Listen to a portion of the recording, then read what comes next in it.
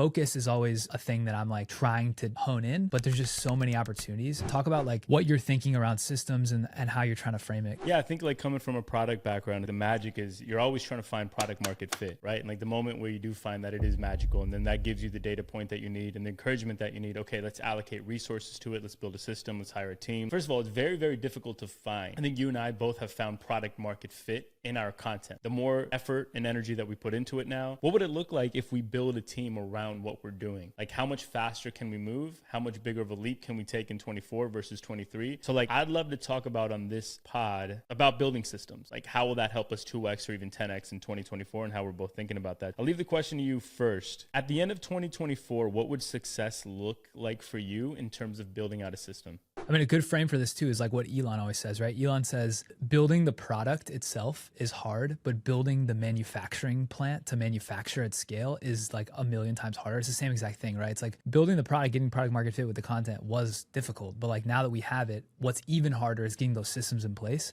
So I was reflecting on this because I've started to ask myself, like, what would it look like to 10x X or to 10x this? And this could be like my content production, the money in, the amount of things I'm doing, like what extra, and I guess just to take one, for example, let's say the content production, let's say I'm putting out like 6 to 8 pieces of content a week or whatever. It's maybe less, maybe more. What would it look like to 10x that? That's 60 to 80 pieces of content a week. Now that's not saying I think that's the right strategy or like I want to 10x that, but like if I were to 10x that to 60 pieces of content a week, what would I have to do? I'd have to have someone organizing the editors. I'd have to have someone posting for me and dealing with a schedule, right? So like all of a sudden when you start kicking the tires of like, okay, if maybe, like I said, maybe 60 pieces isn't right, but like maybe 20 or 30 is, you're going to have to start having those. I think that's like a helpful exercise to take the guardrails off. To get tactical, I feel like there's really 3 areas in what we're doing that require like their own thought and focus around systems. One is, we'll say deals. So like working with, or partnerships, we'll say like working with brands, getting money in, all of that. 2 is operations around like the team you have, the editing, the content being posted, the timing, the sequences, the tools you're like basically the whole ops. And then 3 is like the actual creative content product or like the production of the product. Those are like the 3 buckets. I think eventually at optimal scale, you need systems for all 3 that also tie together. So like for deals, for example, we were talking about this on the last pod. The lowest leverage way to build a system for deals is to hire a head of sales or like a talent manager who basically handles all that for you. And those people build the Slack, the reporting tool, the work, they handle pretty much all of it. So that's the easiest one to systematize because I think you only need one person. Like the industry already exists for that. Maybe you need a bookkeeper, maybe you need a VA to like help them, but like that's pretty simple. The second bucket is the ops. So this at scale would be you have like a head of ops, a COO type role who's basically responsible for driving the entire ship other than the content, other than the creative. So that's like managing all the editors, making sure they're doing the right thing, making sure the content's going out on the right time, like managing that salesperson, making sure that salesperson is, maybe the money's flowing in, making sure the taxes are paid, like all of that, right? And I think at scale, that's like the one COO over the umbrella using Slack, using Notion, whatever like the toolkit is. We can talk about that in detail if needed. And then the third bucket is the content, which is where you and I pretty much want to live, right? That's where or not content, but like the creative, which is content and product. That's where I want all my time to be. And on that sense, it's really like the systems are using the tooling to tie in with the ops team basically, or like whoever the editors or whatever are. So we can drill down on that a few levels, honestly, but I want to get your reaction to that because that's at a high level, that's kind of how I'm thinking about it. And I have no systems for any of them right now. And 0 bucket has anything. Right. Which is, by the way, another thing where I think like Wknds has an edge over other pods, and not to like play that competitive game, but it's like we're in the midst of the journey, which I really, really love. And so like by episode 93, it could be cool about, oh, we succeeded here, or we failed here, and this is what we did wrong. Let me save you time. Don't do this. And like, I think that's really valuable so people can like witness the journey sort of unfold instead of like, yo, we're at the end of our careers. We did it. Here's how we did it. I agree with what you say. I mean, I think the biggest challenge here is scaling the output while maintaining the quality bar that we're trying to set, or even scaling the output while 10xing the quality. So when I think about scaling and 10xing my content, the first thing I think about is like, how do I 10x the quality, right? Like how do I package this product to the point where it's like even more attractive, more compelling, more interesting to the end consumer? And then my next thought is, how do I increase that distribution? And so like right now, I'm not so much thinking like, how do I just output more content? How do I just create more content? I want to get your thoughts on this, because it's like conventional wisdom is just like put out more, put out a piece of content every day. What I've noticed, there's so many people on social now with a large following, 1 million plus, 600,000, whatever it might be, but they fail to consistently attract views. They can't get consistent views. And it's just because they're putting out too much garbage. And I think it's sort of like the audience becomes disinterested. So like their game is like is discovery, new people coming into the machine, new people introduced to whatever their sort of like onboard flow is.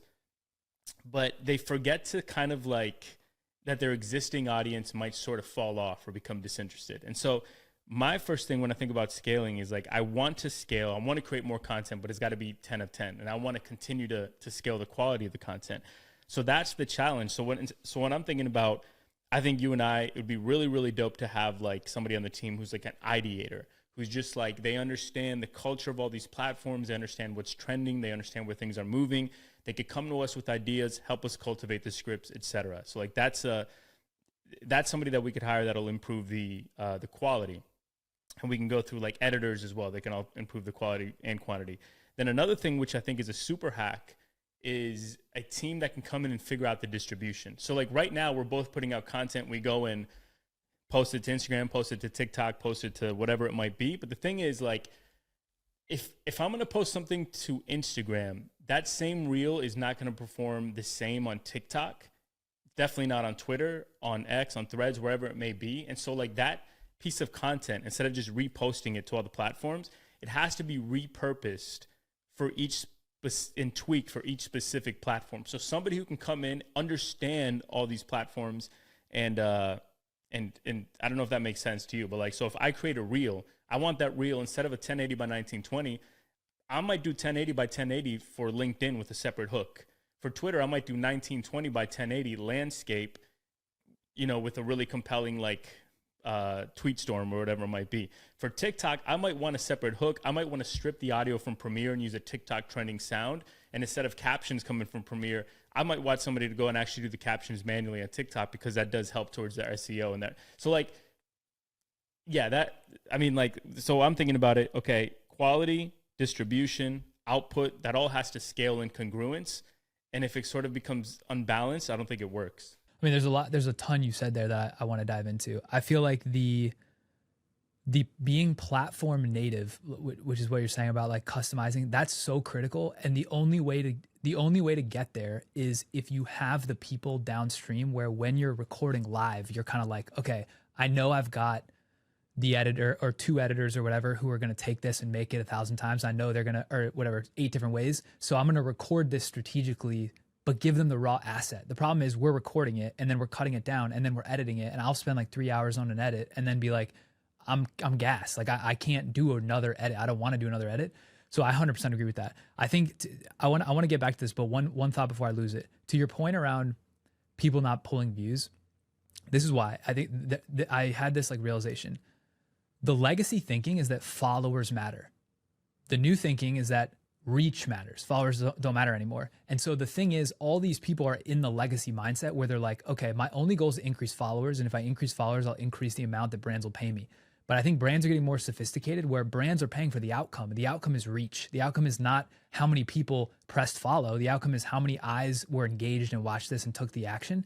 And so because of that, people don't approach the quality quantity formula correctly. I think the way they're approaching it now would fit with the legacy model, which is like pump as much possible content to the existing followers, keep them satiated, whatever. That is not how it works anymore. And I think because of that mismatch, that's why we've been winning so quickly, is because we're approaching it from a different way. We're approaching quality like every piece of content is not necessarily a piece of art, but like the better it is, the more it stands out and the more reach it gets.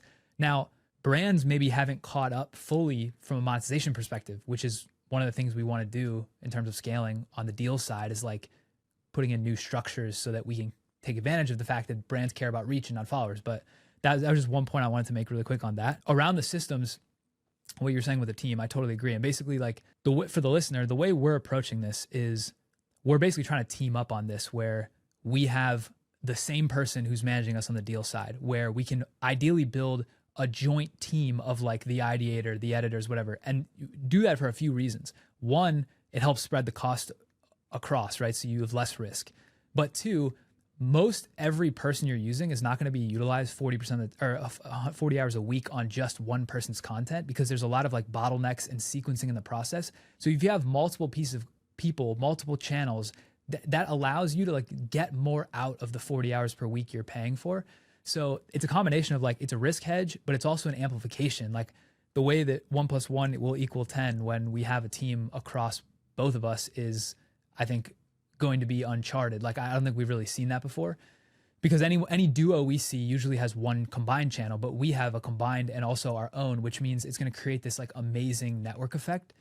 So that's how we're thinking about it at a high level. But I like what you said about let's keep going on like the individual roles, because I like how you went about that. Like someone just straight ideating ideas, that would be amazing if every morning you and I just logged onto Slack and there's like 30 amazing ideas and we're just like, okay, which one grabs us? Then the repurposer. I also think you almost need like a native editor for, not for every platform, but like you need somebody who's super TikTok focused or like super Instagram focused. Not somebody who can like give a little strategy, but like actually just is a machine at making TikToks, and they take the raw in and like an amazing TikTok comes out. What other roles do you think we need? Yeah, I mean, ideally, I think we talked about it in the last show, but I think you and I are kind of on the same page here. Like ideally, I would just love to create the piece of A roll, send it off, and I trust that the team is going to edit it correctly for each platform. They're going to maximize distribution. I mean, we got guys even like putting it on LinkedIn as a carousel, whatever it might be, redesigning it as a carousel. I think Sahil Bloom does this pretty well. And they're also posting it. They're gathering the data. They're looking at the analytics.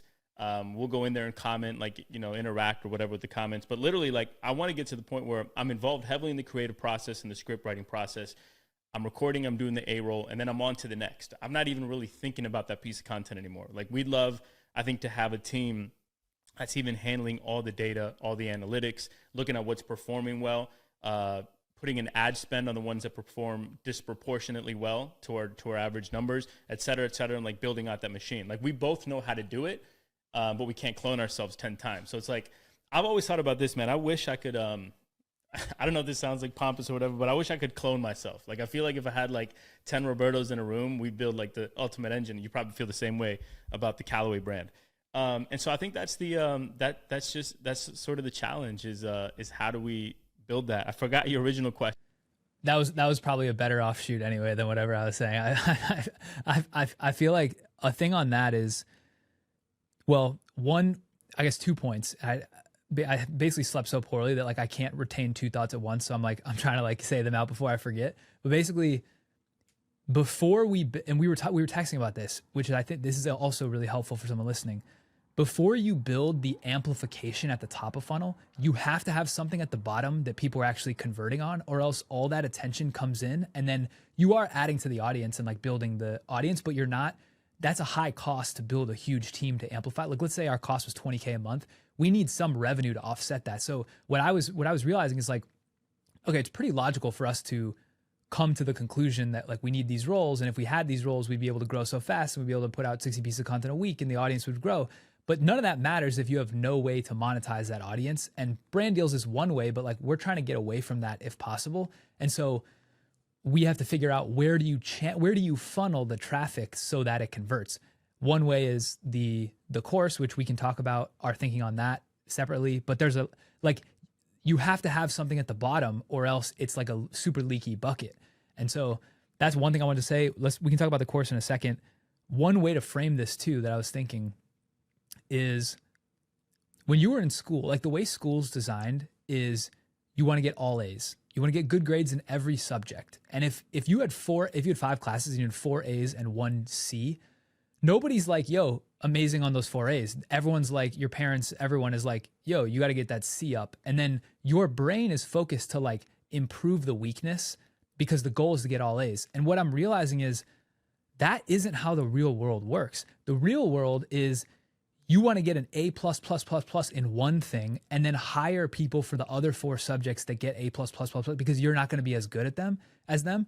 And so it goes to what you were saying of like, we wish we could clone ourselves, but even if I cloned myself, I'm really good at the script writing and distillation, which is same with you, but I would only be like an 8 out of 10 good at the ops at my max potential, which is not how my brain works. But there is somebody out there who's a 12 out of 10 at ops. And it's like, it's actually hurting our business. If we were to clone ourselves, it would hurt us to be in the areas we're not optimally designed for.